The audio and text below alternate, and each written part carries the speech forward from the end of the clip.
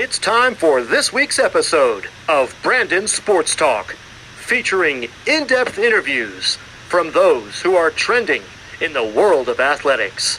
And now, here's the host of Brandon Sports Talk, Brandon Pate.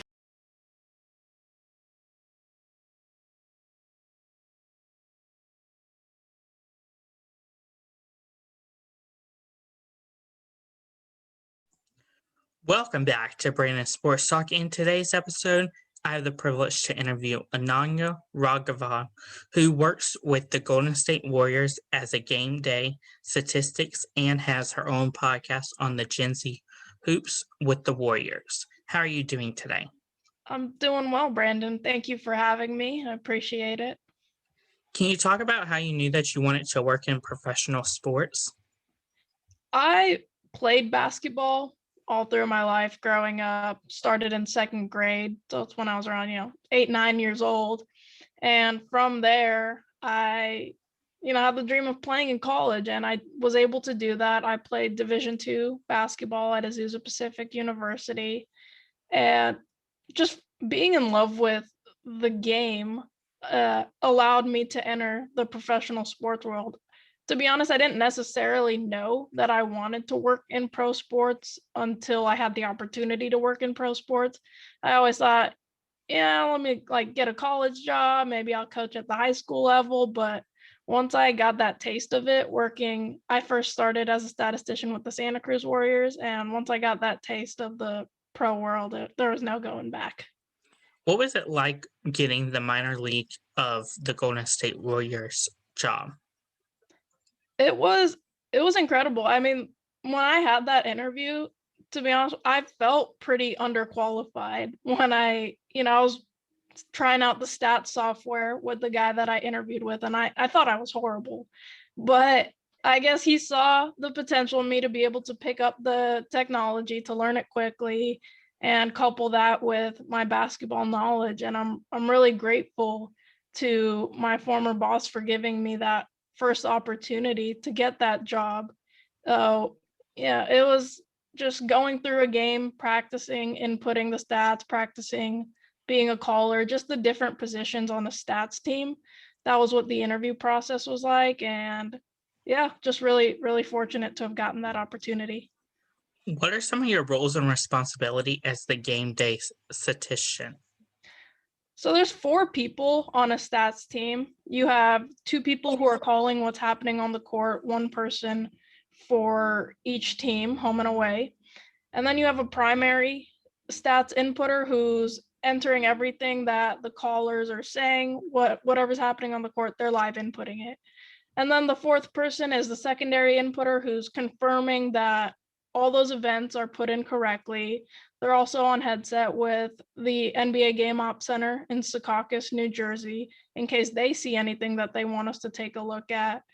For me, what I started at in Santa Cruz was the primary statistician. So I was the one just recording all the events as they were happening. As I got up to Golden State, I wanted to be able to expand my skill set so that I could just kind of plug into any position possible. So now I just go where they need me on game days. I'm able to do any of the 4 roles. Can you talk about, of course, what it's like on game days to be the game day statistician and see players like Stephen Curry and Klay Thompson play? I mean, you just kind of laugh at some of the things that he does now. Yesterday's game against Sacramento, he's launching ridiculous 30-footers, and you just laugh because you expect it to go in. It's, for anyone else, it's a horrible shot, but for Steph, it's just so fun to watch him play. He has so much fun. He's so loose when he's playing. It's really a privilege to get to see him play in every single home game. I remember one of my first season with Santa Cruz, I got the opportunity to go up to Golden State and work with them for the playoffs, which means I was doing that 2018-19 finals run where they played Toronto.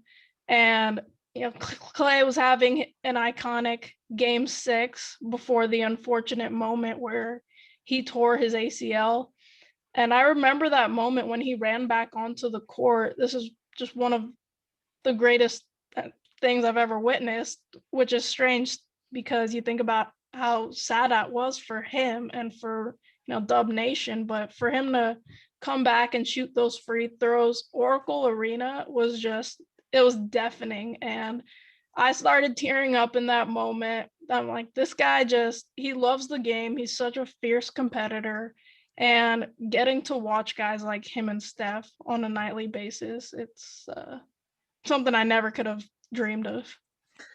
Have you had many interactions with Stephen Curry or Klay Thompson on a professional? Unfortunately, no. That is something I wish. I did get to meet Klay a few weeks ago. He was kind enough to come over and take a picture with me and the stats crew. So one of the people that I work with on the crew, he's the team chaplain for the Warriors. And so he interacts with the players kind of before every game. He gets to know them on a personal level. And so it was when the Warriors were playing Milwaukee at home, I believe. He went over and he asked Klay if he'd be able to, come take a picture after the game. And Klay's my favorite player. So that was really nice of them to be able to do that. And Klay was kind enough to say yes. He came over. We took a picture. One of the greatest moments of my life. I'm going to cherish it and brag about it forever. But yeah, that's pretty much been my interactions with the guys. Obviously, I'd love to, just from a basketball perspective, get to pick their brains, learn how they see the game, because my career aspirations are to keep growing within the NBA world. So I think that would be an incredible thing. And, just looking forward to the day that can happen. How did you know that you wanted to start a Golden State Warriors podcast? To be honest, I really didn't. Podcasting was kind of something that was always on the back of my mind, but I didn't think about actually taking that action until I met John Hartofielis, who is the CEO and founder of Genz Hoops. I reached out to him on LinkedIn. He had posted a job about looking to expand his podcast. Him and I got to talking, and I came on his Hoops show and started doing Pacific Division breakdowns weekly, talking about one of the best divisions in the NBA, which we felt was a natural fit because of the Warriors being in that division and me getting to see them all the time. And then from there, John has this idea that he wants to create a podcast network, eventually spanning all 30 NBA teams. And, putting me with the Warriors was a natural fit for the same reason that doing the Pacific Division in the breakdowns was a natural fit. They're my favorite team to watch. I, get a front row seat. I was courtside for a while until fans came back. So it's still something I'm really learning and growing in, hosting my own podcast show. But I got a great guy to learn from, and I'm excited for what's coming with that. Can you talk about, of course, how has working with the Warriors as a game day statistician been for you with the podcasts? I think having that front row, live insight into the game has allowed me to go a little deeper into my analysis when I do the podcasts. When I do my breakdowns, I don't want to just talk about what I see on the numbers side of it, even though I am a statistician. I don't want to just talk about what I see on the box score. I want to talk about what I see on the floor as well. And having my experience as a basketball player and a basketball coach allows me to do that. And the Warriors are really the team that I get to watch more than any other team because I work for them. So I think that allows me to just really be better with my analysis when it comes to them, because there has to be a proper mix of numbers and basketball when you're breaking the game down. What is something that you learned now that you didn't know before becoming the Golden State Warriors game day statistician? That players really care about their stats, to be honest. I mean, I knew that, but there's been moments where, players come up to the scorers table and they're like, hey, I should have one more rebound. I should have such and such stat. And I did not realize that these guys count their stats like that before taking this job, but they do, and it's pretty funny. And, of course we'll go back and look at it, see if, they're right or we're right. We want to get the stats in as accurately as possible, but that's just something that was kind of funny for me to see, just how much these guys pay attention to their own stats. Of course, with the Genz Hoops Golden State Warriors podcast, what are some of the things that you talk about? I like to talk about what's happening, week to week basis when I do the Genz breakdown, not just on the Warriors, but on every Pacific Division team, what's happening in Phoenix, the 2 LA teams, in Sacramento, just how those teams have kind of evolved throughout the season, what you can expect to see from potential playoff matchups, what the team should kind of be maybe looking for in the offseason, what's working, what's not working for them. So it spans a variety of topics. I try to mix it up as much as possible to keep it interesting from week to week. At the All-Star break, we did this, first half recap where you're not just talking about the last week, but the first half of the season in general. So just trying to keep it interesting. The NBA season is pretty long, so to just talk about what happened over 1 week can get a bit redundant. So just trying to tell a story, I guess, essentially of the season is what I'd describe it as. With, of course, working with the Golden State Warriors, have you had the opportunity to interview people that you work with, or even players like Klay Thompson or Stephen Curry, for your Genz Hoops Warriors podcast? Not necessarily from the Warriors, Golden State yet, but this last week I interviewed Selim Malugbe, who was the second-round draft pick for the Santa Cruz Warriors. Fortunately for me, he's also a friend that I went to college with, so that was an easy, natural connection for me to get him on my show. And from there, I have probably some other connections with Santa Cruz that I could look to leverage for my podcast. And being with Golden State the last few years, I have networked with people there that I will reach out to and try to get on the show, because beyond just the superstar guys, there's a lot of people within the organization who are instrumental to success, and I'd just love to hear what they have to say. What are some of your future plans with the Genz Hoops Warriors podcast?